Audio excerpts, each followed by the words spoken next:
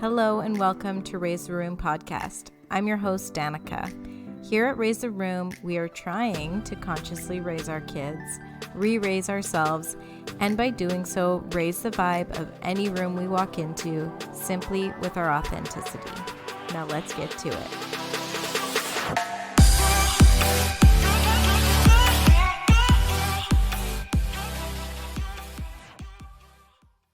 Hello and welcome to another episode of Raise the Room. I am Danica, your host, and today we are getting up close and personal. I'm going to be talking to you about my rock bottom, the hardest time in my life so far. And it's kind of funny. I actually have quite a bit of shame about what this is all about. As you will hear, I think you're going to hear how self-aware I am now and almost, ashamed of how hard I took this incident, because in the world that we live in, this was not a hard thing. This was not a capital T trauma. And so right off the top of the episode, I really want to recognize that I understand my privilege. I understand that I have had an easy life. I understand that my hardships as a straight, white, cisgendered Canadian woman are not the same as other people in this world. Does not mean it was not hard for me. Does not mean that I'm less of a person because of it, but I think it is my responsibility to recognize my position. So hear me loud and clear. I know. Believe me, nobody's more embarrassed about this episode than me. But I do also think it's important for me to share. I think some of you are really going to relate to this. And I also think that for my own personal process, it's probably good for me to share because there's going to be some learning in the sharing.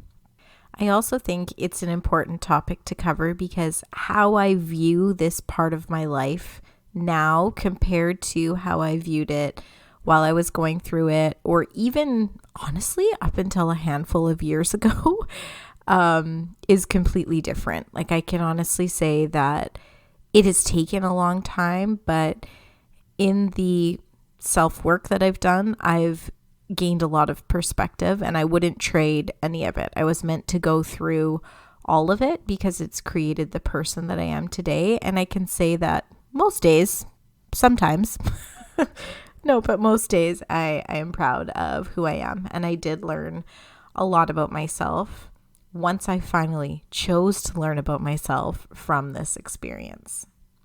So, what was it? What was this experience? Guess what, everybody? It's pretty pathetic. My experience is that I got dumped. Okay? That's it. That's all it was. I was 20 and I got dumped and it knocked me off my fucking feet. Completely shook the ground from under me. And I will get into just how badly I was shaken by this, but let's do some backstory first here. So I think it's important to note that I grew up chubby, still am chubby, have a lot of body image issues that I definitely will dissect and divulge in another episode, but I grew up with a lot of shadow and shame around not feeling desirable. I still struggle with it. It's absolutely embarrassing and I wish that I didn't. And it annoys me to no end. It annoys my conscious brain that it's still something that I think about. It's still something that takes space up in my brain because I really don't want it to, but it's there. It's ingrained. It's an old pattern. So knowing that, I had boyfriends in early high school, but then in my grade 11 and 12 years, I just was constantly in a position where I liked somebody that did not like me back. I mean, we've all been there.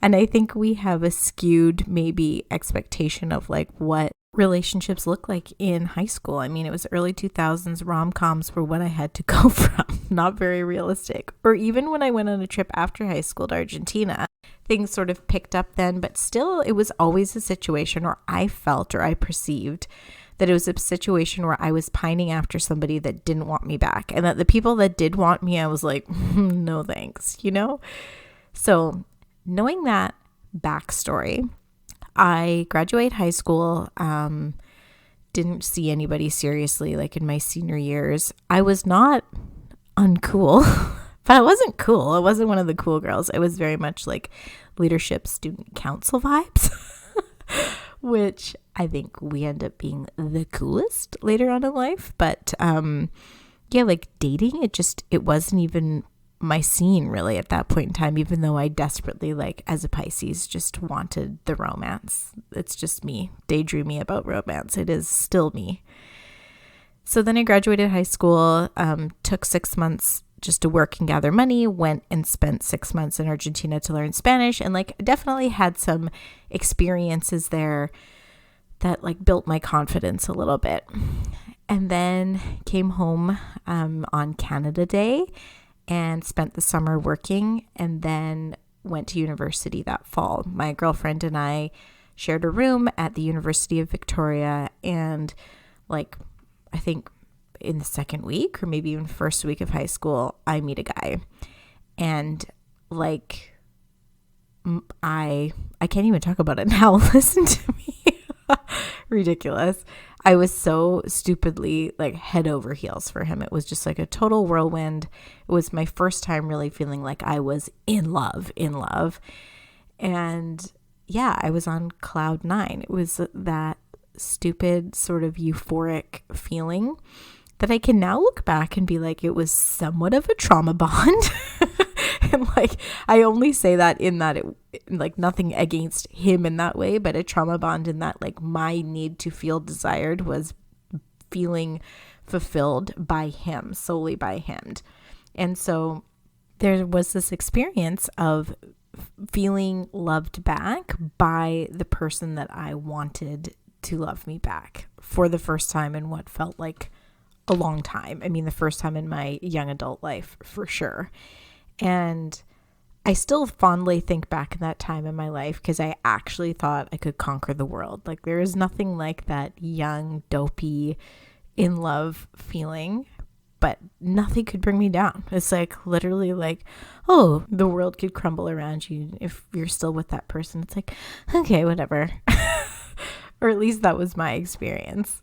So one thing about this phase of my life, this lovesick phase, was I was experiencing this new level of confidence. And that was mainly because I really felt like this guy was out of my league. You know, I was like, oh, he's intelligent and he's handsome and he's funny and he's popular. You know, like I genuinely was shocked that he liked me too. And looking back, I can see that as a big fat red flag, because when you feel that way, when you're coming from a place of unworthiness, like number one, they can sniff that out on you.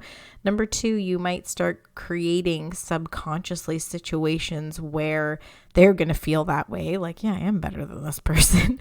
Or you start self-sabotaging. Like, I think it's so important that we recognize our value in whatever situation that we're in, because other people will receive our feelings of unworthiness and insecurity, and then we're kind of unfortunately manifesting the outcome that we're the most afraid of.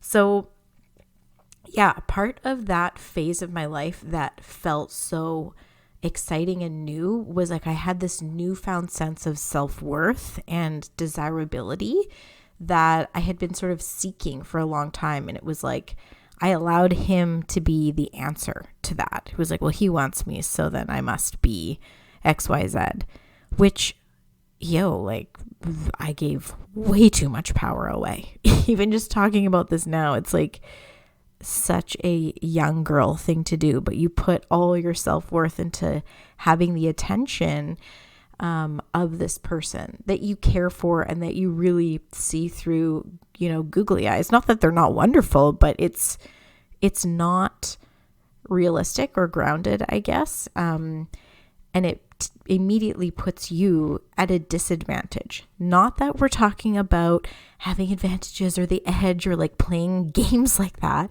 but it does put you in a position to not show up as your best self, simply put. Okay, so I think that kind of covers a little bit of the relationship and understanding my mindset. Like it was intoxicating at that time in my life. we spent the first semester together, went home for Christmas break, came back. And then I think it was like end of January or something. He came over to my room and was just like, I don't want to be in a relationship anymore. And it was always one of those things where he really struggled. Like, he came to university not wanting a girlfriend, and then we met each other and it was sort of undeniable. And so then we broke up, but it was never because the feelings weren't there. It was just because, he felt like didn't want to be tied down, whatever, didn't want that commitment, knew he was kind of slacking it at that point in time after Christmas because he just wanted the university experience, or at least this is my memory of how it went down. But it also made it really hard to move on because I felt like, well, if you could just, maybe I could be a little bit more relaxed, like cool girl syndrome, like try and not care and not be annoyed when you don't get invited, or try and be chill about plans or whatever. I felt like I could fix myself to make it work, when really he was just trying to honor what it was that he wanted out of his university experience. And that is fine. But when I tell you, getting rejected by him, like, completely ruined me. It ruined me at that time in my life. My mom flew over, came to see me. Like, I just spent days sobbing. I saw like an on-campus counselor. I just could not get it together. I was so sad. I was just genuinely heartbroken. And it got to the point where, like, we were in the same social circle. And so I was just like constantly running into him or hearing about him. And I was absolutely obsessed. Like, it was unhealthy how often I was thinking about it and obsessing over the situation. I couldn't get my brain on anything else. Anybody that was in my life at that point in time, that's what we were talking about. Like, I was so not fun to be around. And I was not happy, obviously. I was just completely miserable and a big mess. And it got to the point where we were getting near the end of the semester, and I just went home and I was like, I can't go back. Like, I signed up for regular therapy, but just being there and then in the environment where I was constantly, like, we were both on campus running into each other all the time. It was way too much. So, like, I dropped out of university. I mean, I didn't drop out. I did like online, finished my courses from afar. Luckily, my professors were quite flexible, but like, I let this completely derail my first year at university. Like, it knocked the wind right out of me. There was also other stuff going on in my life at that point in time. My beloved grandmother was diagnosed at that Christmas time with brain cancer, and by March 17th she had passed away. So there was a lot going on in my family, but when I tell you I was not processing what was going on with my grandma because I was so obsessed with this relationship situation, it's embarrassing to admit that, truly. Like, I'm, Grandma and I have made our peace. I've had lots of visits from her, both in my dreams and in like psychic readings, and I love her dearly. But yeah, I was not my best self during that period of time in my life. I remember my grandpa. He's so cute. My little Italian grandpa. He pulled me aside at one family get together, while we were hanging out, and he knew I was struggling, and he just said, Danica, I know you're going through a tough time. And I'm like, yeah. And he goes, is any of it as hard as this? And he kind of waved his hand to like where grandma was and everybody there, and trying to help her because it was brain cancer. So she was also loopy, right? And I just felt so small in that moment because logically, I absolutely knew what he was saying is true, but emotionally, I could not get there. I was so wrapped up in it. I was like, it is that hard? Like, in my heart, that's what I was feeling. But obviously I just went, no. And I appreciated his attempt at trying to kind of console me or make me feel better. But I actually felt worse because I was like, oh my God, Danica, get a grip of yourself over this situation. I couldn't. It didn't help that we were on and off communication. I would like block him out and then would find a way back in. And it was messy. It was not a clean break. We spent the whole next year sort of on and off. And then the year after that, my third year in university, I went to Mexico, and I can honestly say I made that choice to get away from the situation. Like, yes, I wanted the experience. Yes, Spanish was my degree. But I needed something different, because another year sort of going back and forth and wanting to see the people in the social circle and then just wanting to avoid them. Like, I avoided parties. I avoided certain spots. Like, seeing him would ruin my whole day, and I would obsess over it. And it was so toxic and so consuming. Oh my gosh. I can feel my body dysregulating right now, even talking about it, because it was just so unhealthy. And Mexico ended up being a great choice. It was so much fun. I'm so glad I went, so I'm thankful for that. But let's get into why it knocked me off my feet so hard. I mean, you kind of heard already the part about where it's like I was placing this desire to be desired all on him and being wanted by him. And then when that got taken away, I was like, oh gosh, like this girl, this cool girl, this young woman in university who I thought I was, like, she ain't it. You're still that sad little high school girl that like nobody wanted. And part of it was that, but part of it was also that I had no coping skills, none whatsoever.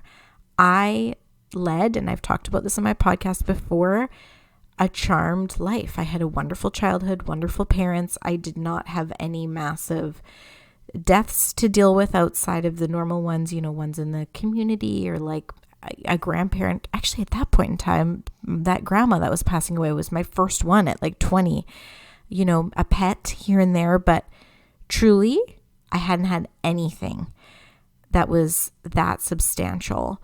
So I had no coping skills. I had absolutely no idea how to get myself through an emotionally difficult time. Whenever things were difficult at home, it was like I could talk to my mom and cry about it, or my sister or my friends, and move on. I hadn't really had that yet. And like I said at the top of the episode, I recognize how pathetic that kind of sounds. And you know what, though? I don't want to apologize for that. I'm so thankful my parents gave me the childhood that they did. I'm so thankful that I had the support system, and I got to just sort of grow up unbothered and happy most of the time. But it did not prepare me for what I was going through. I couldn't deal. And all I was dealing with was a relationship coming to an end. That was it. But it was so much deeper than that, and I will get to that. And I will say that looking back now, I find it absolutely insane that at no point in those few years did I look inward about it. Did I question if my heartbroken reaction was normal? I just was like, well, when you're that in love, this is what it feels like to be heartbroken. I was the cliche listening to all these wistful songs, sad songs, and just thinking that, of course, that's just how it is. And the person that I am today, basically everything I do now, I look inwards and I'm like, why is this happening to me? Honestly, I get a runny nose and I'm like, am I stressed? Have I been neglecting myself? I'm so self-reflective. And I would get so defensive back then when people in my life would maybe suggest that the way I was taking the breakup was not super normal. I was so self-righteous in my feelings about it. It was silly. And it was obviously this fear of even taking myself into account. I just wanted to place all the blame on him, and I wanted to kind of feel wronged and therefore justified in my position. I didn't look at how I was playing into the dynamic, how I fueled the fire. What I was feeling was yes about him, but it took me until recently to discover that I wasn't just feeling that way about the loss of him and that relationship. It was, as I sort of mentioned, the loss of an identity, but it also harkened back to something that happened in my childhood that it took me until an embarrassing amount of time later to draw parallels between the two situations. and then therefore get some insight and understanding as to why I was just such a lunatic about the whole situation. I'm really excited and honored to say that today's episode is sponsored by Van Isle Hairstyle, a hair care and accessory brand that promotes healthy hair and is home to the original zipper scrunchie and silk heatless curl set. Amanda, the founder of Van Isle Hairstyle, is the epitome of a manifester in human design. She was going for a run one day and didn't have anywhere to put her keys, so she followed her manifestor urge when she got home and sewed herself the zipper scrunchie, and thus Van Isle Hairstyle was born. Beyond adorable accessories like clips, claws, and scrunchies, she now creates her own shampoo and conditioner, scalp scrub, and more. Her products are paraben, sulfate, silicone, and phthalate free, cruelty free, and vegan. I swear only a manifestor would decide to make her own shampoo. You guys, the scalp scrub is an absolute must, and I also love her shampoo and conditioner. My hair feels so clean and silky after, and it smells really, really good. I can't finish this ad without talking about the heatless curl set, however. This is a game changer for your hairstyle. Zero heat, and you have beautiful beachy curls that last all day. It's a regular in my routine. For Raise the Room listeners, Amanda has gifted you a 15% code to use on her website, vanislehairstyle.com. That's VANISLEHAIRSTYLE.com. Just use the code RTR15 to claim. That's RTR15. So let's raise the room with a good hair day. Thanks, Amanda.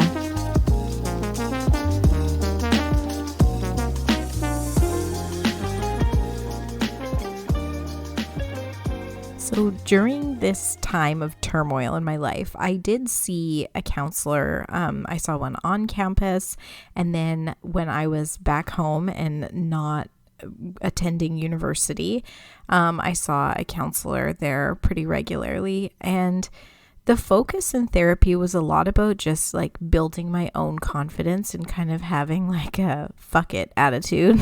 Like, I don't need you. Like, I'm great, blah, blah, blah. I mean, not in that cliche way, but just really the focus for the therapist that I was seeing was to just build myself up. And I understand where she was coming from, because it was very clear that I had put so much of my own self-worth outside of myself. But none of it actually really connected anything back to my childhood and a wound that this whole dynamic was touching, was triggering. It wasn't until I joined To Be Magnetic, which is a manifestation company, but it's really all about subconscious reprogramming. So it's about reprogramming the neural pathways in our brain to help us get rid of our limiting beliefs so that we can have what we want and be who we want. It's a really wonderful program to kind of get curious about yourself and heal some old shit, and in the meantime, you can pull in some really great things. I have found it to be an extremely powerful practice. They have you journal and answer questions, and then they also have you do these like deep meditations or visualizations, and you go in and whatever your focus is for the day, you think about a situation that was problematic, and then you kind of try and rewire the belief. Anyways, I'm not going to get fully into how it's all done, the method, because it's not mine to share, but I highly recommend it for anybody that's curious about sort of starting their own healing journey or wanting to break up some patterning that they have going on in their life. But it wasn't until then that I truly understood why I was so knocked down by this breakup. Like, obviously, I got married, had kids. I mean, I moved on, and it wasn't something that was sad to think about or anything like that. I mean, it's been literally years and years. I'm 36 now. But I didn't do this TBM program until a couple of years ago, and I had a big epiphany about it then. And I had many epiphanies about many things, about body image, about my own self-worth, like a lot of stuff. But this relationship definitely came up. And it was talking about a time where you felt, I can't remember what it was, if it was rejected or something like that. But immediately that was the first situation that came to mind. And then they had you try and locate a time in your childhood where you may have felt similarly. Now, obviously, I wasn't having romantic relationships in my childhood, but I had to take that wound, that feeling of heartbreak, that feeling of rejection, and kind of see if there was anything like that in my childhood. And I was in the meditation, so you're in a very relaxed state, and it's easier to access your memories. And immediately I went back to when I was about 11 years old, and my group of friends decided they didn't want to be friends with me anymore. It had been like a year-long struggle where I definitely felt like I was being picked on by the girls that I hung out with. And yes, I'm very sensitive. This is my truth of the situation. But there was a lot of stuff like, ruining the stuff in my desk, or like chalking my sweatshirt one time, and just being mean, just all the things that you can think of that come to mind when a female relationship goes sour. And we now know the term relational aggression, which is called sort of like social bullying or non-physical bullying. And it's typically done by girls, and it's about, establishing status. And it's what a lot of us have felt or been a part of or done. I mean, I've definitely been the receiver and the giver of this, where it's like you're manipulating the situation to hurt somebody. Even just the definition I'm looking up quickly here, it says relational aggression is a covert set of manipulative behaviors used to hurt someone through damage to relationships, threats, or of harm, or both. It's a non-physical form of bullying. I also just think as a teacher, it's really important to note that the term bullying gets overused a ton. Like, kids are mean, and sometimes kids are just mean.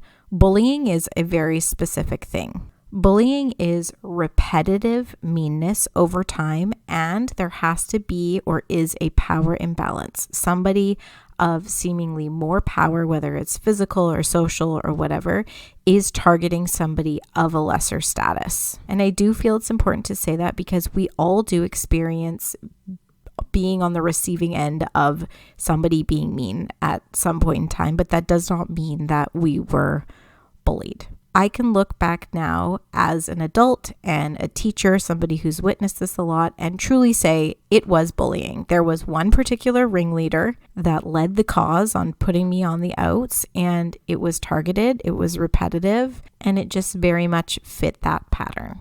So I went through that in that grade. I literally one day, after a year of putting up with it and feeling sad and then having moments where I was mean and aggressive to try and get, scramble back up to the top, I remember so clearly sitting in my 6th grade portable classroom, and one of my friends passes me a note that says, lists 6 names, 6 different girl names. We don't want to be friends with you anymore. Sorry. Sad face.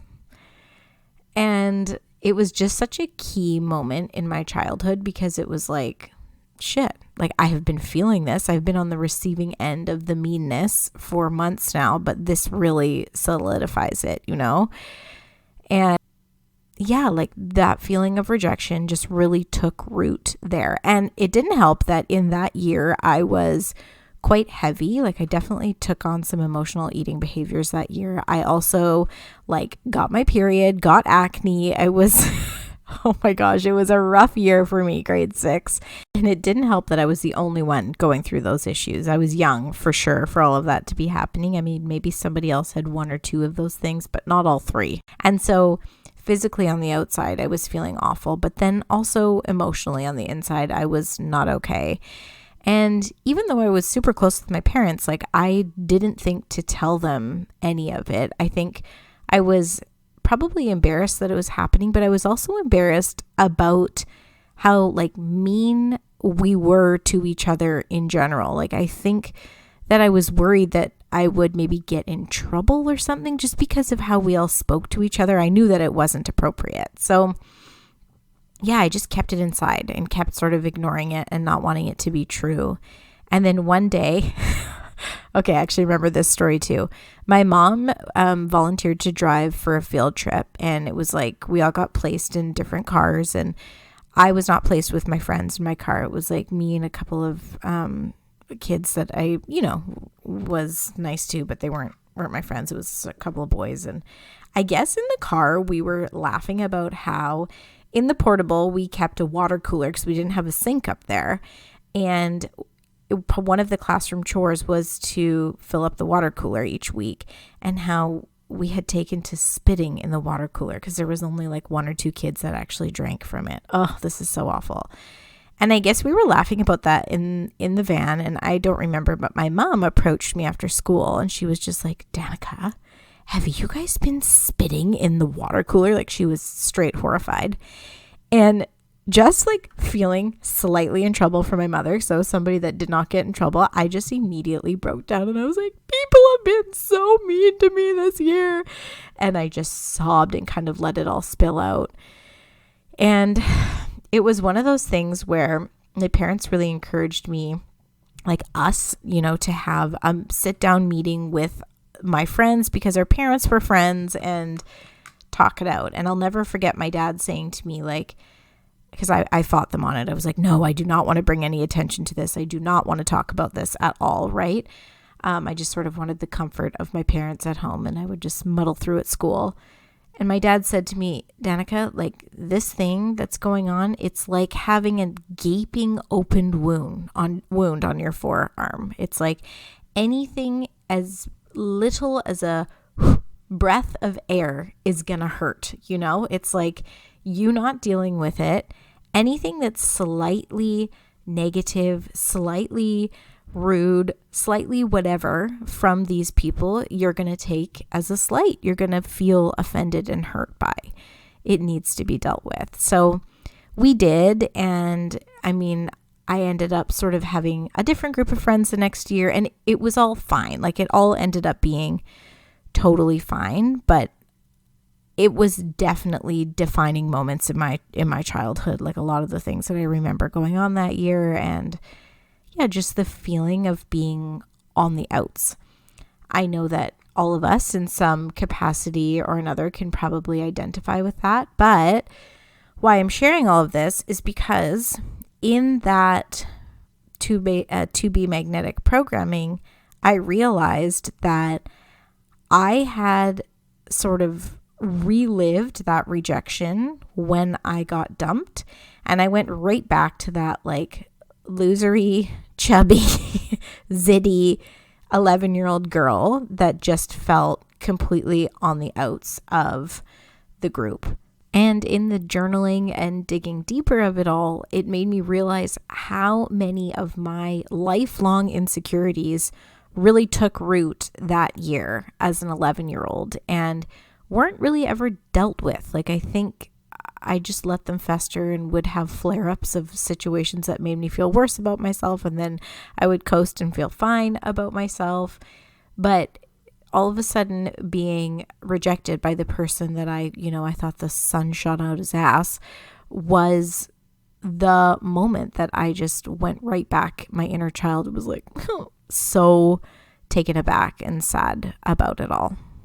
I'm going to be honest, I just paused and had a moment where I needed to take a deep breath because I'm battling my ego right now. My ego that, it wants to just keep us small and keep us safe. And there is something that feels so unsafe about sharing all of this for a number of reasons. Like, number one, these are just deeply personal things and memories and things that I haven't shared with anybody, really. I mean, some of it I have, but all in this context, I haven't. And then my ego is also telling me that this is not a worthy story to tell, that like people are going to read the title of my episode and be like, oh my God, she's talking about a breakup. This is so pathetic. And she's talking about kids being mean to her as an elementary school student. Like, that is so pathetic. And maybe it is, but so far in my life, aside from parenting, because parenting has definitely been the next hardest thing, these were my formative experiences. I mean, obviously along with other stuff, but these were the wounds that struck deep for whatever reason, for the person that I am, these rejections really hit hard. Probably it's just my ego trying to make me second guess myself, and that probably means that all the more reason I need to talk about it and get it out of here. All right. I definitely think there's some sort of a lesson here in all that we've talked about.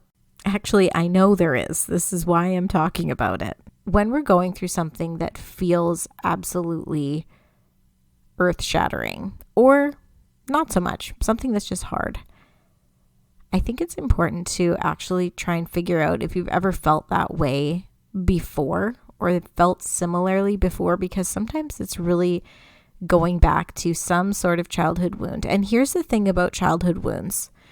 A lot of them are seemingly from our adult mind, like not bad.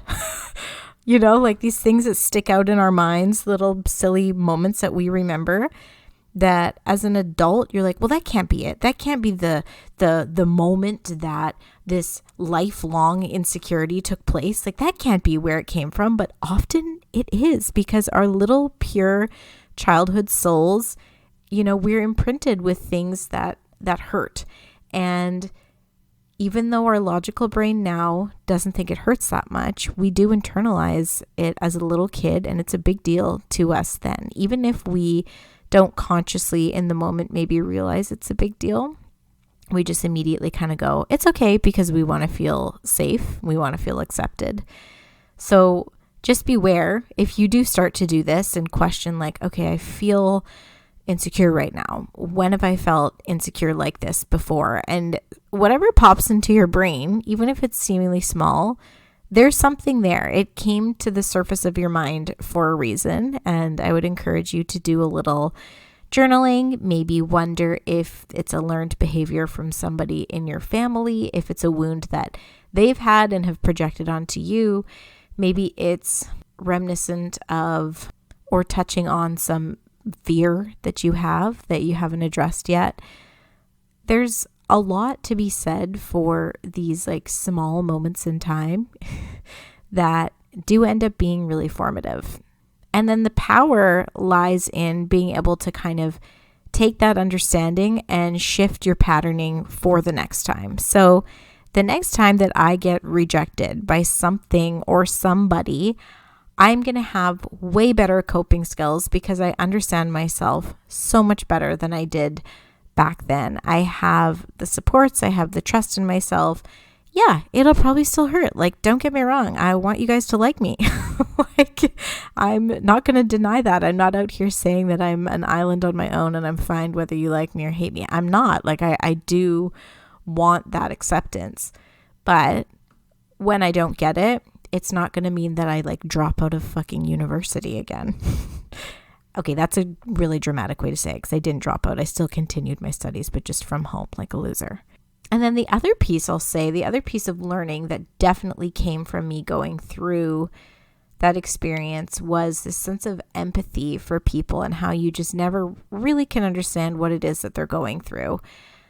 I think, and I know, I was an unaligned projector prior to that relationship, and I was like the friend that people would come to for advice, and I just thought I was great at giving advice and I was so wise and blah blah blah. Like I was so high on myself, and I think I definitely belittled some of the people in my life's problems, people that I loved. And even though I was always empathetic and always sensitive, I just didn't have any true sort of heartbreak or grief to stand on to really understand in a way that meant something where people were coming from. So the other thing that I really took from this heartbreak and that experience was empathy for people when they're going through a hard time. It's just like, okay, I truly can't know what it is they're going through, even though I can feel it a little bit, and I'll just take that and be kind and understand that we all have different timing for things. I consciously knew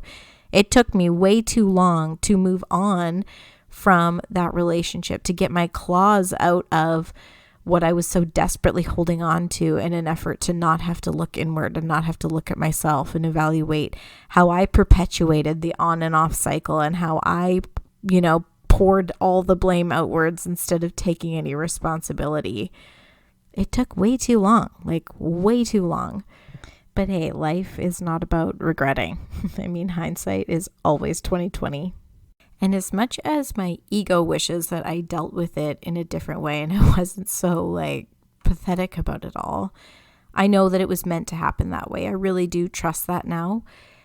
And I think that for most of us, we're meant to experience what we're experiencing in our life for our own soul's growth.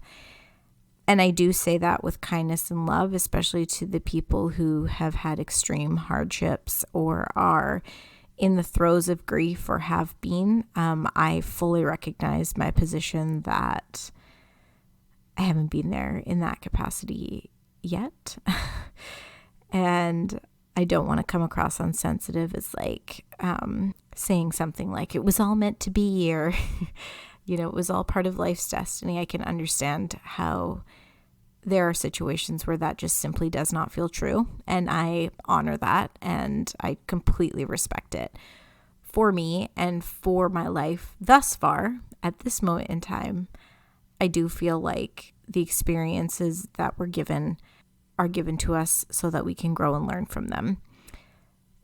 My like pathetic rock bottom took me so long to grow and learn from because I just refused to look at myself. So above everything, what I take away from that situation is like always first evaluate what you're bringing to the table.